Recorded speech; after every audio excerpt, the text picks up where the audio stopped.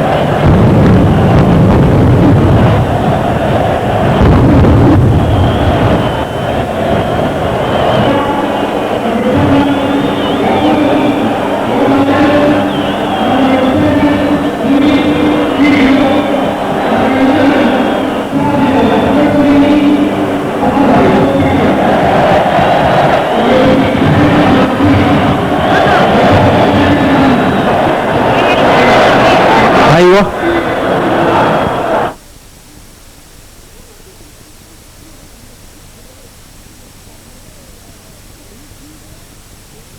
النادي الاهلي، وهنشوف مع بعض اهو لويس فيجو، وهتتلعب الكوره سعيد عبد العزيز وادي زيدان وفرناندو هيرو والضربه الركنيه، وسيزار يطلع يمسك على طول سيزار سانشيز ويلعبها على طول جيرمي لاعب الكاميروني اللي بيلعب بخط الظهر ناحيه اليمين، ولم فرانكا وروبرتو كارلو صاحب القذائف الصاروخيه لسابيو البرازيلي، وسابيو ماشي سابيو رقم 11 لزيزو، يا ولد يا زيزو، لكن يقطع على طول اشرف.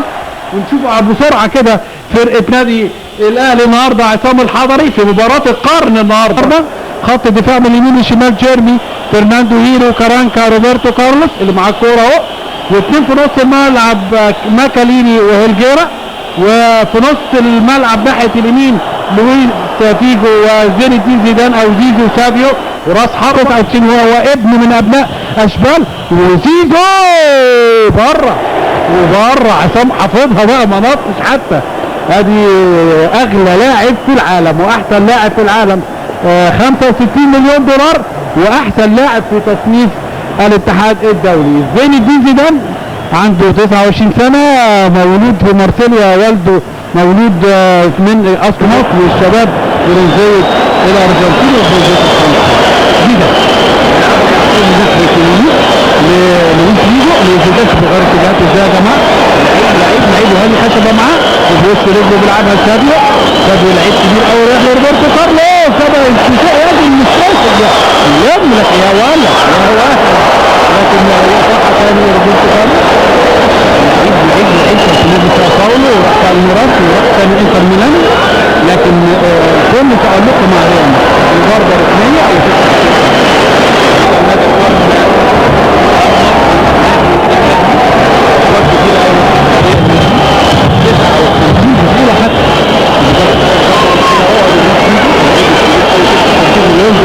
ولاعب البرتغال وعالية ويحتمل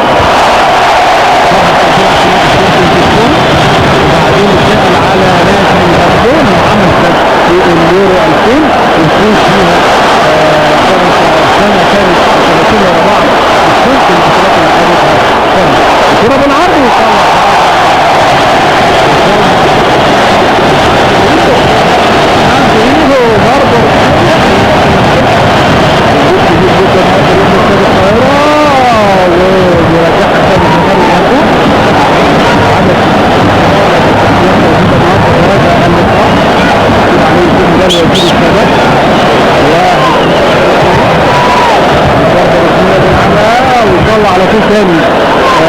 جيرمي، لكن تطلع الكرة وتترد ويخش يطلع جيرمي لماكاليلي وسعيد عبد العزيز والله بعرض هادي وكمان غدير كانه هوا والجمهور بيقول له ليه كده؟ يلعبها ناحيه اليمين. اوعى اوعى لويس فيجو ده، اوعى لويس فيجو لكن تطلع الكرة على طول وترجع له تاني. هو بيحب الحته دي قوي وزحلقه الكرة سعيد عبد العزيز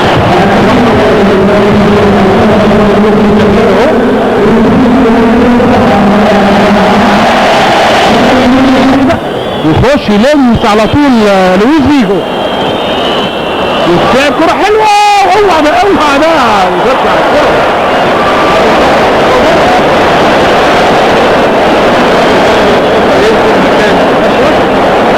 وحقق معاهم بطولة الأندية أبطال الدوري الأوروبي الموسم الماضي في استاد فرنسا في سان دوني في باريس. زيدان زيدان زيدان زيدان زيزو زيزو زيزو وفي زيزو برضه في نادي الاهلي عبد العزيز عبد الشافي من اللعيبه الكبار قوي وترقيصه وعايز يرقص ثاني اهو لويس فيجو لويس فيجو لويس فيجو. اوعى الوانتوهات اوعى الوانتوهات ومبدا السلامه ويطلع بره على طول سعيد عبد العزيز. مدريد ومانشستر في السكه والله يعني فكره كويسه جدا. وابتدى اوعى الشوطه بتاعت روبرتو كارلوس يا عصام يا حضري يا عصام يا حضري هوبا يا ماكاليلي يا ماكاليلي. لكن شوف روبرتو كارلوس عملها ازاي وقفها في ثانيه وقفها في ثانيه وايه بقى صواريخ بتطلع. لو في كمبيوتر دلوقتي كان قال لك بسرعه كذا لكن عصام الحضري يلاقي ايه؟ لقوا صاروخ ارض جو في وشه. لكن والله سرعه ارتداده كانت حلوه جدا. شوفها ده محمد نصر مخرجنا النهارده جابها بالعافيه جابها بالعافيه. ده صاروخ طالع حلوه حلوه حلوه. لكن سرعه التلبيه بتاعت عصام الحضري كانت حلوه قوي في الكوره دي. وزيزو يلا يا زيزو عايزين نتفرج كده بحاجه من ال 65 مليون. اوبا اوعى ده زي جول المغرب دي كانت زي جول المغرب اوعى اوعى اوعى يمسكها اتصلحت بالظبط زي اللي اتصلحت كده على البحر في الرمل كان بيجيب بيها جول ما حصلتش. شوف بيتحرك فين شوف راح فين شوف راح فين شوف يا عيني على يا عيني على الرشاقه وهوبا محمد نصر جابها من هنا اهو. ياه كانت هتاخد ايد عصام كيفيرتو ريفالدو يعني لعيبه كتير كتير كتير. وادي زيدان وابتدى يتحرك اهو لكن تتخطف منه ترجع تاني لجيرمي. وجمل تكتيكيه ريال مدريديه واتلعبت الكرة عالية وعصام الحضري اجيال برضه كانت في ريال مدريد لما جه سنة 60 دي ستيفانو اللي شفناه قدامه ده يعني من احسن لعيبة العالم. وخلف النهارده الصبح في الاهرامات وحسن الضيافة والمقابلة الجميلة ولمسة حلوة ومش اوفسايد. اوعى سابيو هوبا اوعى ده الحمد لله دي قلشت من زيدان لكن برضه ويلحقها سعيد عبد العزيز. لكن اتلعب الجمله تكتيكيه ريال مدريديه مش ممكن. وحسن حمدي كابتن حسن حمدي النجم الكبير وزير الدفاع والكره ما فيهاش اوفسايد وخطره اي واحده بقى ده كلام ولازم نخلي بالنا رميه التماس ما فيهاش اوفسايد. ثاني مره الاغلب الموجود في الملعب النهارده ساديو هيلجيرا يا عيني على زيزو وعايز يعمل حاجه كده في استاد القاهره هنا والزحله تتخطف منه يا ولد يا محمد يا جوده وتطلع السنه تتقطع تروح بقى شوف الرشاقه بقى كمان يعني تحكيم اوروبي وتلعب يلا عصام ويطلع عصام ضربه ركنيه وياخدها على صدره بيديها جامده لابراهيم والهجمه المرتده وراؤول جونزاليز وعايز يبنيها من وراه لكن على مين يقطع على طول حلوه يا ولد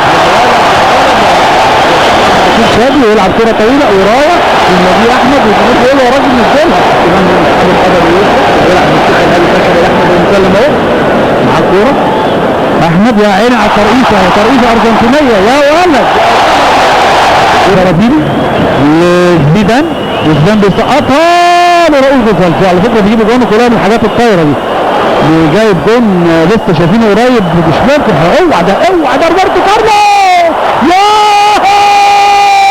على البلياردو جت على اليمين بقول لك حركت اللعيبه ده عندنا ده مش ممكن 12 ينزح يمين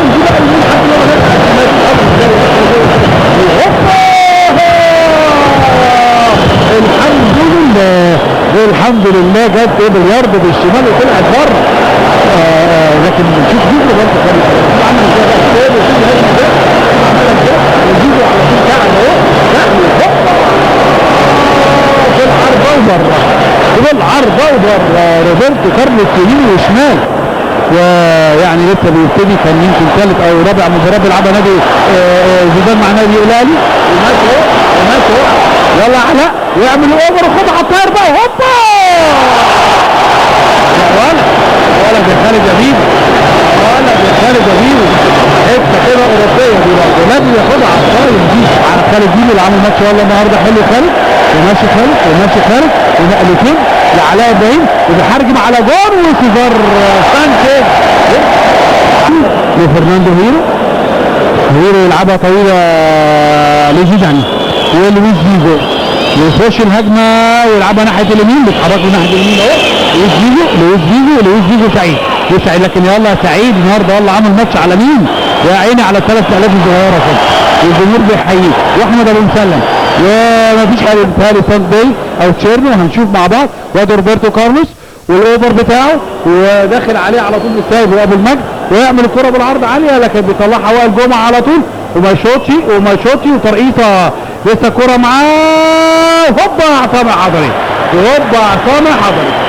يمسك الكره على طول عصام زهر اتلعبت الكره على طول ناحيه اليمين وهجمه النادي الاهلي بتقدم لقدام اهو عايز ياخدها عادل مصطفى وبيلعب كره بالعرض وحلوه مفيش حد بيحرسها سانشيز وبيلحقها جيرمي قبل ما تطلع بره اوت وتغيير في الشوط الاول بقى 3 تغييرات خرج اشرف امين للاصابه ولقى مكانه ابو المجد مصطفى ومع بدايه الشوط الثاني نزل ساندي وايضا وخطرها اهتم بيها شويه يا راجل يا علاء فرصه قدام ريال مدريد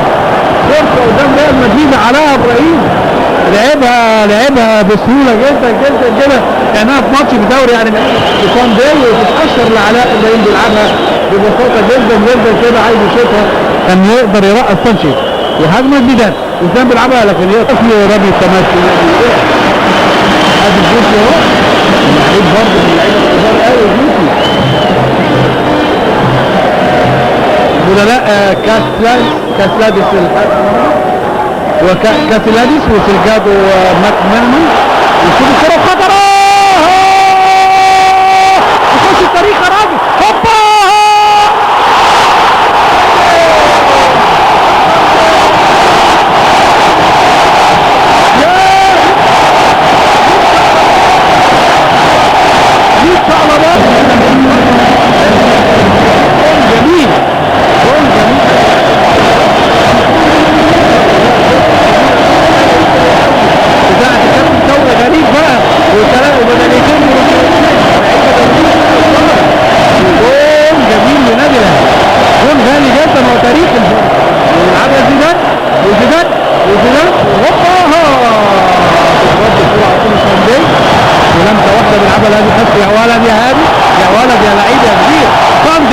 وسعيد عبد العزيز ونادي الاهلي عامل والله ماتش عالي قوي النهارده وطويله وحلوه وعلاء وعايز يعدي علاء لكن يقطع فرناندو والجيرا لمسه واحده بيلعبها للويس فيجو بناء من مكان من اليمين هو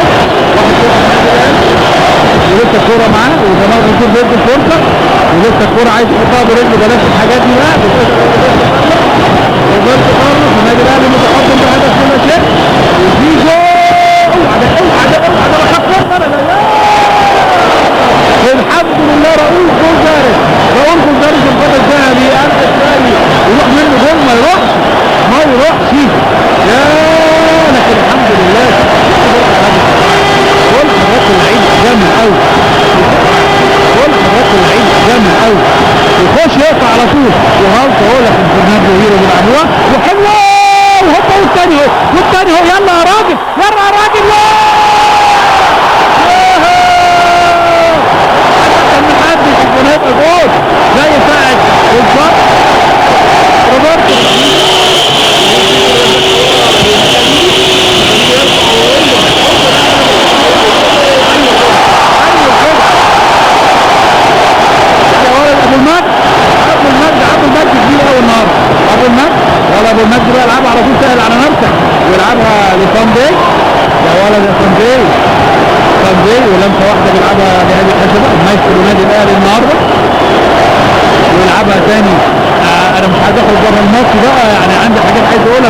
تخرج بره الماتش وتترد تاني وترجع ورا لهيد ولسه كده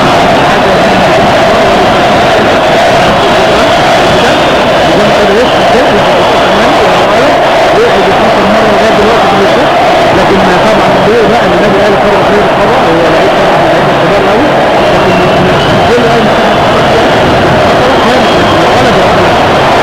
حلو قوي الكوره احد نجوم منتخبنا العسكري اللي شرفنا بفضل كاس العالم للمره الثالثه رد الكوره ثاني وساندي حلوه ساندي لعادل حلوه والفوز ساندي والله ونقلات جميله جدا جدا جدا يروح لعلاء عاوز يعمل حاجه وخطره هوبا يا راجل هوبا يا راجل هوبا يا راجل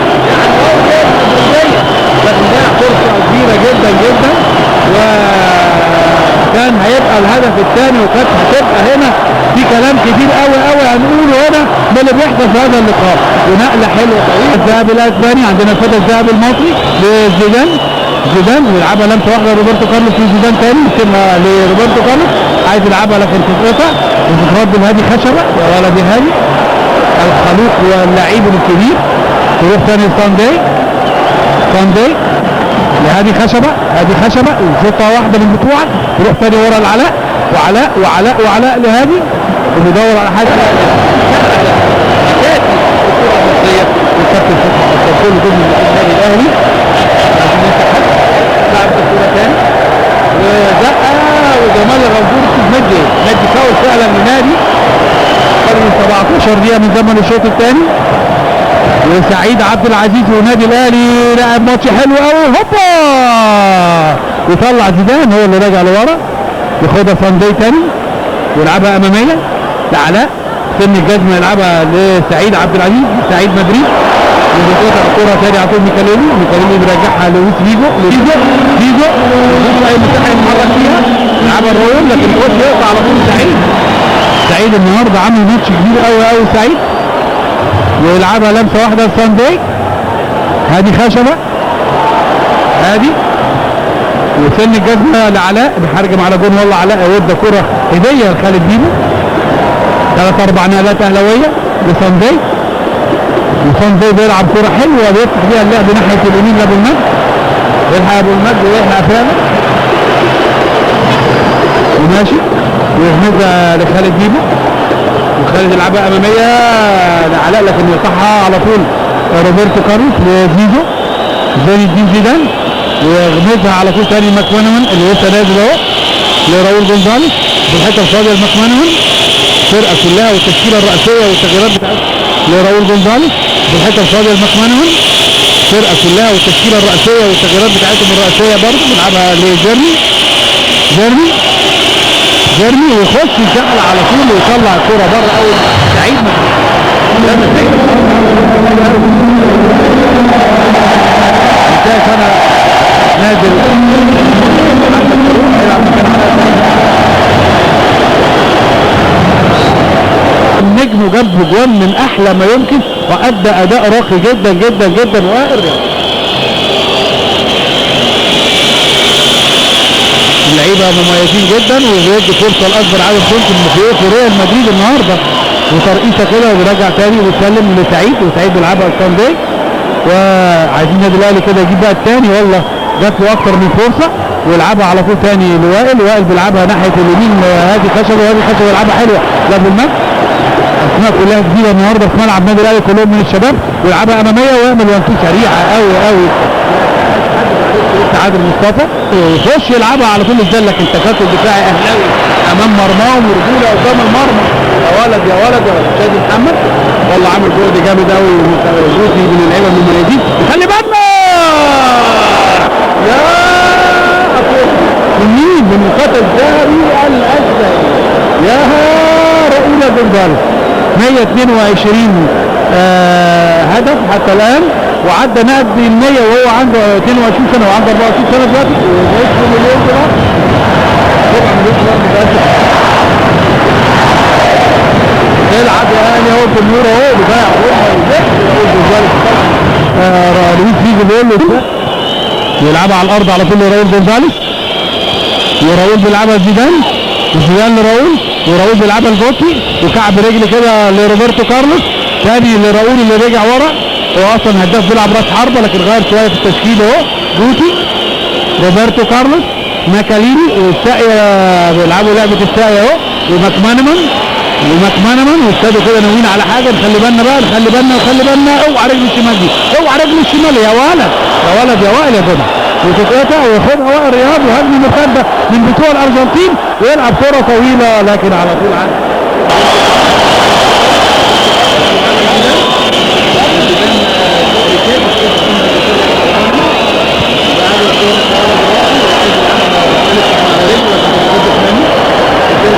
ورا تشادي الدفاع النهارده عامل شغل جامد قوي. شادي محمد ابو بكر، سيد عبد العزيز، وائل جمعه، وادي سعيد، هادي خشبه مايسترو وكابتن النادي الاهلي، ويلعب كره طويله.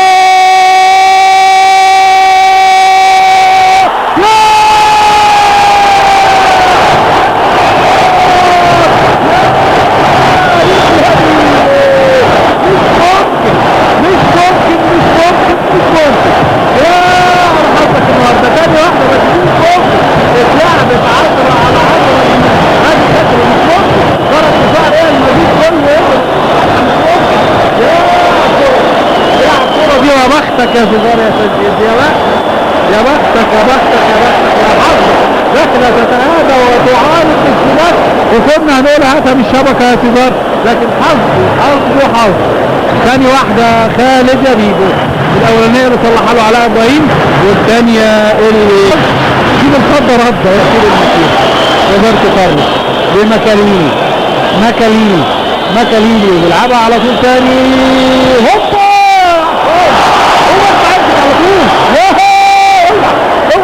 اوعى دي الحمد لله ضاعت من مين؟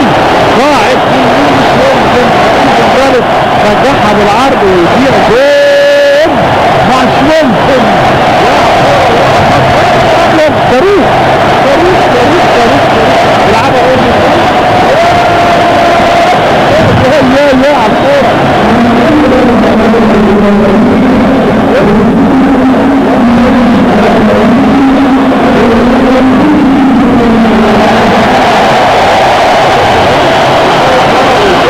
انا من فوق في السماء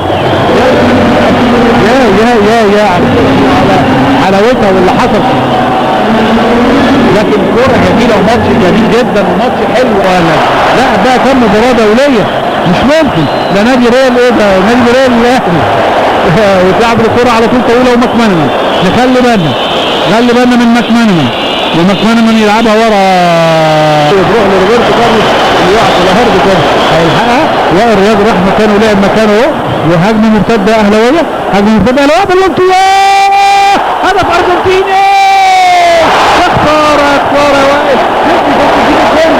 كنت يعني ده انت فعلا تشوف يعمل الهجمه المرتده كما انزلت حقيقه، يعني بيعملها حلوه نفس اللي عمله في الارجنتين. يا ولد ورايا وسكاره وتعالى يا ولد.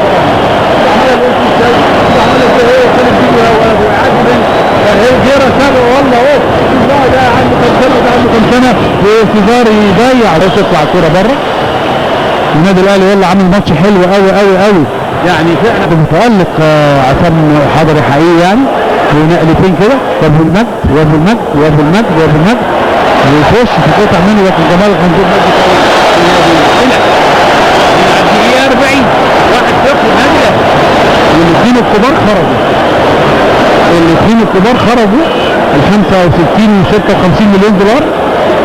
وبيلعب اما لقى طبعا النادي الاهلي مسك الكوره كتير قوي، يعني هم يمكن ما نقولش عليهم طبعا لعيبه كبار جدا من احسن لعيبه العالم، لكن يعني هو بيدي فرصه لعيبه ثانيه. وخطره كده دي اللي جايه من ورا لازم يخلي باله. يفاول طبعا لنادي ريال مدريد برضه النادي الاهلي لازم يحاسب شويه. وروبرتو كارلوس شايف واحده دخلت في التاريخ، خرجت بره ودخلت جوه، ازاي ما نعرفش، بتتدرب لغايه دلوقتي بسرعه فائقه. القصير المسير وفوق النادي الاهلي بيطلعوا قدام شويه كده عشان يشيلوا التركيز شويه على روبرتو كارلوس، وجمال الغنفور بيرجعهم ال10 ياردات. ومين بقى الفداء اللي يقف في العرضه دي؟ روبرتو كارلوس. لكن والله الجايين بيرجعها تاني ما صدقنا. والحائط البشري وروبرتو كارلوس ومثل ليه وادي كامب وادي ريسي واحد بره خارج الاثنين اللي بره. وروبرتو كارلوس اوعى ده الحمد لله. عمل ايه بقى؟ عمل على طول مكين الجوسي، خلي بالك منه ده، ما يشوطش. يلا يا سمير يلا سمير ويصفر انجاز تاريخي للكرة المصرية.